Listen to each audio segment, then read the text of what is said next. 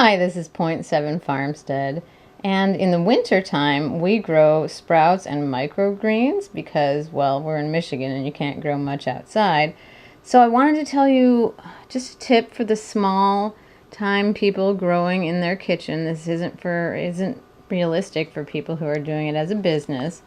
But you want to grow, this is oat grass I was growing for my cat, and I didn't think she was going to eat it until yesterday she started eating it, so it doesn't look great right now. I'm going to repot it and do it a little bit differently. Look at these roots. You see this root system here? If you're growing in plastic, how could the roots not be uptaking some of the plastic chemicals? Plastic leaches, especially when it's exposed to water and light.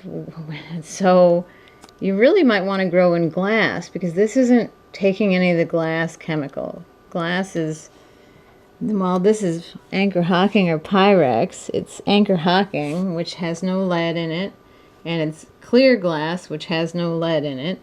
So it's a safe container to grow in because glass doesn't melt until 500 or 1,000 degrees, so there's nothing permeating the glass getting into my food. So, and this is some broccoli sprouts. I had arugula sprouts in here, and there's some lentil sprouts. I'm doing sprout experiments because we don't do a ton of sprouting.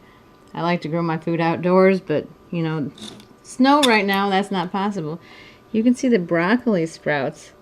Their roots are just as long, and I've noticed the roots are just as long on pretty much anything I sprout fast. I mean, it grows roots like that within just a few days. So anything you're growing in plastic, if you have to grow in plastic, make sure, look at the bottom, and you can look at the number of the plastic will be in this little triangle. It'll say a number, and 1, 2, and 5 are the safest plastics. You remember that by 1, 2, and 5 to stay alive.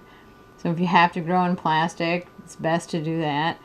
If you don't have any other option, you have to buy your microgreens from somewhere else. I mean, there are amazing microgreen sellers in the area. They do grow in plastic.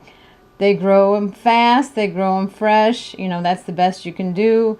I buy some of the microgreens from one of those growers in the summer. We live in a toxic world, so you just got to do your best. But if you're growing yourself small time in the kitchen, just do it in glass. I got this at Steatley Outlet in Harrison, I think, for like $2. Yeah, I mean, it was really cheap. So this too, I got at Steatley for like a couple bucks. They have a lot of, used and new stuff there, and any thrift store you can find used glass.